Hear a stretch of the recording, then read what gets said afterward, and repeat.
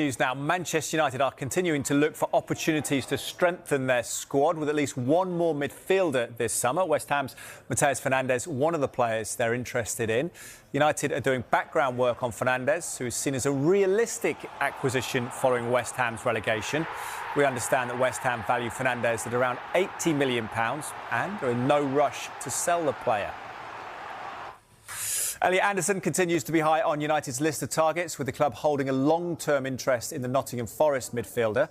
Forest have already rejected an initial offer from Manchester City for Anderson, who's currently, of course, at the World Cup with England. It remains to be seen if United will make a move in the coming weeks. United also remain interested in Bournemouth's Alex Scott. In May, Sky Sports News reported Bournemouth have begun talks over a new contract with the midfielder, who featured in 37 Premier League games for the club last season. Brighton's Carlos Baleba remains an option for United as well. They were put off by the price tag last summer, but could move for the 22-year-old if there is a significant breakthrough between the two clubs. Meanwhile, Casemiro, Tyrell Malacia and Jadon Sancho are among those leaving United this summer after the expiry of their contracts. Casemiro's departure was confirmed in January, and he made his final appearance in the club's last home game of the season against Nottingham Forest. The 34-year-old's been strongly linked with a move to the MLS this summer. Sancho departs United without making an appearance for the club in almost 2 years. The winger spent time out on loan at both Aston Villa, Chelsea and also Borussia Dortmund over the last 3 seasons.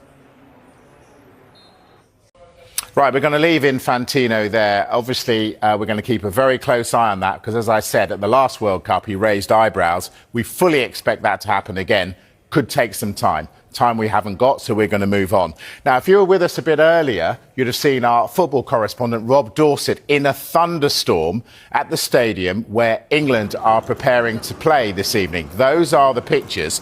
Well, I can tell you that it's left the pitch at the Inter & Co Stadium flooded just an hour and 15 minutes before England's final pre-World Cup friendly against Costa Rica. Now, the stadium has issued a statement saying the gates are open, but the seating bowl remains closed due to inclement weather ahead of today's England versus Costa Rica match. Fans currently inside the stadium are asked to seek shelter in the concourse. Now, Thomas Tuchel and his squad not there yet. They would normally have arrived by now, but obviously no point in going there just yet. FIFA rules say that any lightning within 8 miles of the stadium means an immediate cessation in play until there's a clear 30-minute window with no lightning. After each bolt, the 30-minute countdown starts again. So, England's concerned not just that the game might be delayed, but also about the state of the pitch if and when the game starts. England, of course, will not want any injuries to their players in this final warm-up before the World Cup begins. Now, we await further updates. We'll bring you them as we get them. Kick-off supposed to be 9 o'clock our time. We, of course, have reporters there. We'll let you know as soon as we know. For that, managers will be ready for that kick-off next week. Yeah. The way it sounds, they will be. Yeah. And I mean, Gabe says to him, do you know what your team is? Well, not really. He does, doesn't he? Of course he does. He knows 8, 9, 10 Absolutely. of those, doesn't he? Without a doubt. What was he going to tell Gabe? Was he going to tell Gabe? Here it is, Gabriel. Yeah. But if he doesn't, he'll have to know by now. Yeah, there might be 1 or 2 tweaks, but... And does that mean Madueke starts instead of Saka? Oh, I don't know. The only thing I've seen from Saka tonight, a little bit, the few opportunities he got where he was trying to go past, to me, he has lost that spark a little bit, and the timing isn't great. And if he's kind of carrying an injury, maybe that might cost him a little bit, because I think he has lost the spark. There was a couple of chances he had there on the edge of the box to go past people, and he didn't do that. And that might be a little worry for the manager. Yeah, I think the game tonight, there was a bit more intensity tonight, particularly from the opposition in terms of physicality. There was good energy and urgency from England, which I enjoyed. And obviously there's more quality to come, which will come against better opposition. So I think the manager, in terms of his plans, yeah, there was a delay today, but I think he'll be delighted with the 2 games, particularly no injuries. Yeah. And there was a real purpose about England, wasn't there? As if to get through the first game against New Zealand because acclimatisation and, you know, air in the lungs, etc., etc. But today a little bit more right. There's a World Cup. The pitch, the heat and that. But like today, they seem to step it up, obviously. I think Rice, Anderson and Bellingham looked pretty nailed on. I thought Gordon, I got to say with Gordon, as much as at the start, I think I have to go with what Roy said at half-time.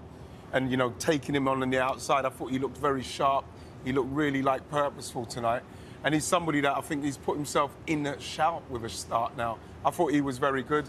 And in the end, obviously, you look at a Costa Rica side, a very poor side. I thought they were poor, but I thought that the way we went at them is what we should be doing. And we should take more of those chances, what we missed as well. Anthony Gordon made it 2-0 with the most emphatic of penalties after Ez's shot had been handled. Aria is the defender, actually. And we're going to do that in a second because Declan Rice is talking to Gabriel Clark before all that. Dec, well done. It was physical, it was hot. How did England do? Really well, in my opinion. Manager was on to us before the game to ramp it up. Intensity with the ball, counter-pressing. And I thought the performance tonight was top from everyone, even the boys who come off the bench. It was an outstanding second-half performance, so really good last game before it all starts. Thank you. And you had the start. Did you feel a particular pressure to take the chance? Not particular pressure. I think there's always pressure when you play for England because you know there's some top players behind you. Not behind you, but you know, waiting on the bench to come on and make their impact. There's always pressure, and if you can't deal with that, you're at the wrong level. It worked particularly well down the left-hand side in the first half, didn't it? We saw that obviously with Dec's goal. I'm playing with two amazing players, so they make me look much better. Yeah. What in particular do you think hope that England have found now tonight and in the last week or so? I think we've adapted. You can see the heat's not really a problem now. I think the first week, 10 days, has been adapting to the heat. I think playing with him and Nico, we were speaking all week about how we're going to play, how we're going to rotate and be fluid, and you see that in the first half. And I think you see as a group now we're building confidence, we're building a fitness, and going into that first game now we've got more training sessions, we're going to keep building, and yeah, it's really good. Yeah, some shoes to fill on the penalty, but the practice has obviously been going well. Yeah, I was buzzing H's off. I was looking around to find him, and when I knew he was off, I wanted to take it. So yeah, I love penalties. I love the pressure often. Glad to see that one going. Guys, thank you very much. Well done. Thank you.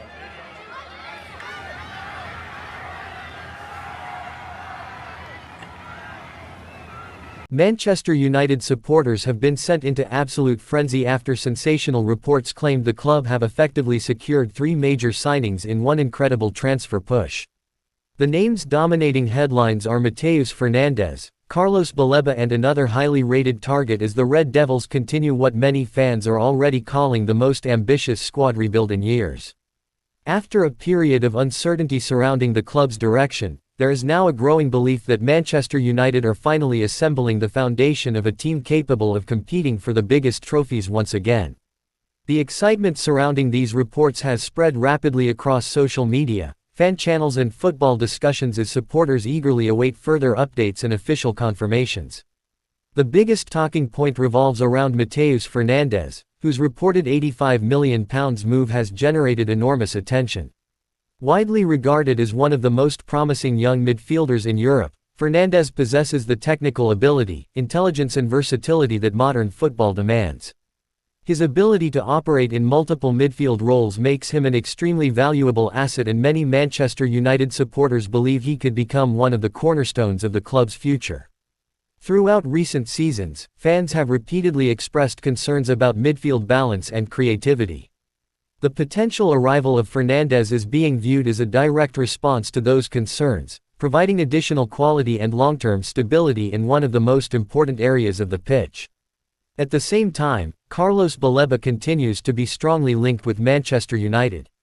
The young midfielder has attracted attention across Europe due to his athleticism, defensive awareness and ability to carry the ball through midfield. Baleba's profile is particularly exciting because he combines physical strength with technical quality, allowing him to contribute in both defensive and attacking phases of play. Many analysts believe he possesses all the attributes needed to succeed in the Premier League, where intensity and physicality often determine the outcome of matches. His potential partnership with Fernandes has already become a major topic of discussion among supporters eager to imagine what the future midfield could look like. One of the most interesting aspects of these reports is the clear focus on youth and development. Rather than simply targeting established stars nearing the end of their peak years, Manchester United appear determined to invest in players capable of growing with the club over the long term. This strategy reflects the approach taken by many successful clubs across Europe, where building a talented young core often leads to sustainable success. Supporters have long wanted to see a clearer recruitment philosophy, and many believe these moves suggest that such a philosophy is finally taking shape. The excitement surrounding the potential triple signing has also reignited conversations about the current squad. Players such as Bruno Fernandes and Kobbie Mainoo remain central to Manchester United's plans, and fans are already discussing how the new arrivals could complement their strengths. Bruno continues to be one of the team's most influential players, capable of producing moments of brilliance that change games instantly. Mainoo has emerged as one of the brightest young talents in English football, and many supporters view him as a future leader of the club. The possibility of surrounding these players with additional high-quality midfield talent has generated significant optimism.